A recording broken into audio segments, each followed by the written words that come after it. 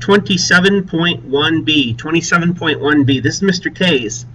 And we set the stage for an invasion of Africa by European powers to turn them into colonies. That was the scramble for Africa.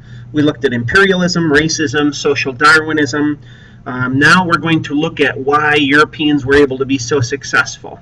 Factors promoting imperialism in Africa would include a Maxim gun. That's a machine gun. A Maxim gun. That's a machine gun.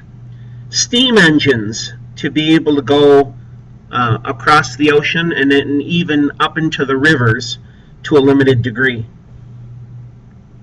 Quinine, which was a malaria drug. Quinine, it was a malaria drug that gave the white folks the ability to go into the jungles and not suffer from malaria as much. And then finally, the disunity of tribes. The fact that African tribes were not unified to throw out the whites. Now, to give you an idea of what a Maxim gun looks like, this is it right here. It's a typical Maxim gun. It's got a water-cooled jacket around it, so as a number of bullets go through the barrel, it doesn't melt down the barrel. And one machine gun could act like an entire regiment and stop soldiers. So these are factors that helped to take over Africa. Now, European nations were fighting each other to get the biggest piece of the pie. And they were at swords' points. So instead of fighting each other, they got together in Germany, in Berlin, the center of Germany. And in 1884, 14 European nations agreed on rules for dividing up Africa. 14 European nations agreed on rules for dividing up Africa. No Africans were consulted. No Africans were consulted. European nations were there representing their own interests, but no Africans were invited. This was news to them. Mineral wealth in Africa was in tin, copper, gold, and diamonds. Mineral wealth was in tin, copper, gold, diamonds. These are raw materials. Cash crops were in peanuts, palm oil, P-A-L-M, palm oil, cocoa, C-O-C-O-A, and rubber. They replaced food crops. So these cash crops in peanuts, palm oil, cocoa, and rubber replaced food crops. I want to give you an idea of how Europe divided up Africa. Looks like France got a huge piece of Africa, but understand most of this is Sahara Desert. It does come down into the rainforest area, but the large amount of land is because a lot of it is desert. Great Britain got Egypt and the Sudan and down into Kenya, Central Africa, Rhodesia, South Africa, Nigeria, British Guiana, Sierra Leone. So Britain got a big area. Belgium, small country, got the Congo region. Congo is about 10 times the size of Belgium, but that's what they got. Okay.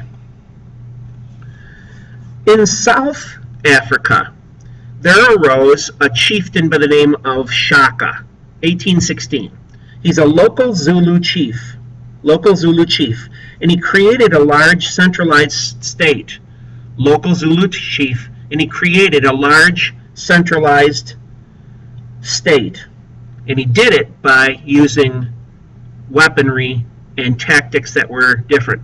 Most natives would throw spears from a long distance, long spears.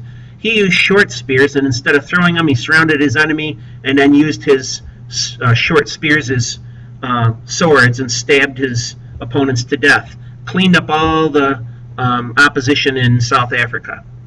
But eventually, this tribe of Zulus lost battles to the British.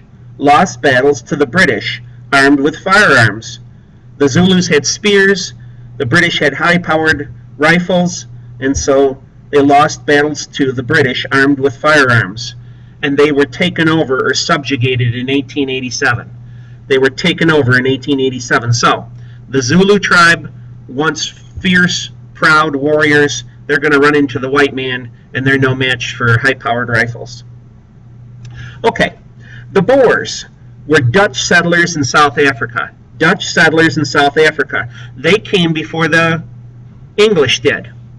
And the Boers are going to clash with the British, who come a little bit later, over land and slavery. They clash with the British over land and slavery.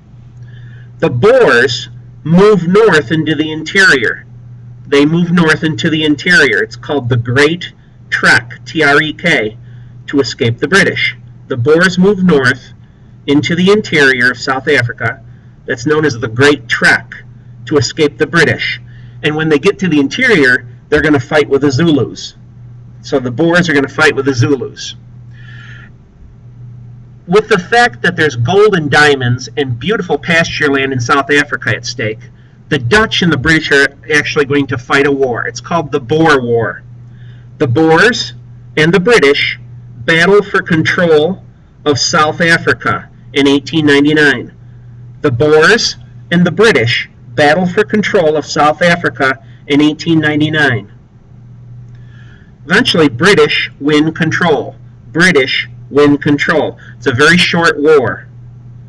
By the way, this is the first time you're going to see concentration camps in history during a war, as each side would take prisoners. In 1910, the Union of South Africa was created from the Boer republics. In 1910, the Union of South Africa was created from the Boer republics, B-O-E-R. That will end Chapter 27.1b. 27.1b. See you down the road.